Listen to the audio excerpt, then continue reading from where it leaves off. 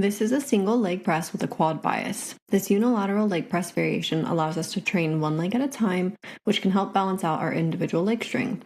A quad bias single leg press emphasizes the quads and their lengthened position, meaning that the movement feels the heaviest and the hardest at the bottom. To bias the quads, we basically want to set the feet as low as they will go on the platform or as low as your mobility will allow so that we can get the most knee flexion or knee bend possible. The goal is to let the knees bend and travel far over the toes, whereas with a glute biased variation, it's the opposite. We want little knee travel forward for a glute bias to maximize hip flexion. For your setup, first adjust the safety stop so it doesn't limit your bottom depth.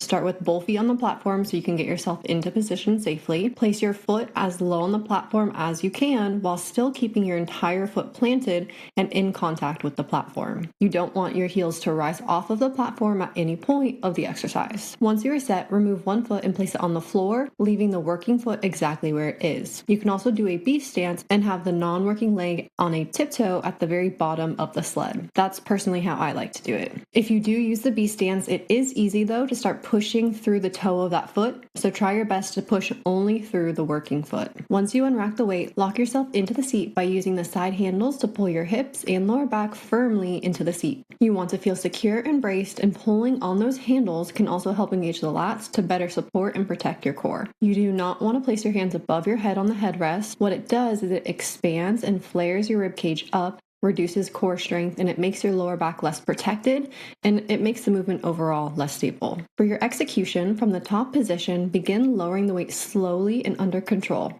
As you lower the sled, let your knees travel forward. For a quad bias, the goal is to get as much knee bend as you can by allowing your knees to travel forward far over the toes without any compensation like letting your hips lift off the pad or your heel coming off of the platform. If you have tight ankles, your range of motion will be a little bit more limited, and a lifting shoe with a raised heel can be helpful. The goal is to have a low foot position and close the gap between the lower hamstring and the calf, but if you are limited by ankle mobility, it may be something that you have to work towards. If you cannot close the gap between the hamstrings and the calves just yet, start with a slightly higher foot position, and as your ankle mobility improves, you can gradually lower your foot over time. Full range with proper form always matters more than forcing depth with poor mechanics. The very bottom is that lengthened position where your quads are stretched and under the most tension. Lower into your deepest comfortable position, then press the platform away by extending the knee. At the same time, keep pulling yourself down into the seat with the handles and pressing your lower back into that pad. And do not let those hips or glutes come up or off of the pad at any time. We want a really stable pelvis that stays glued to that back pad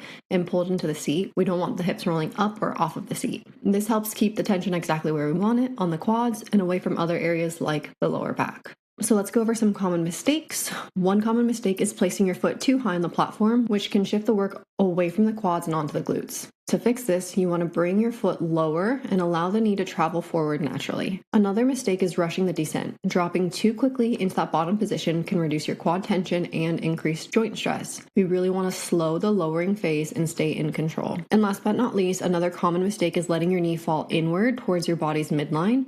You want to keep that knee stacked above the ankle and tracking in a straight line forward with your toes.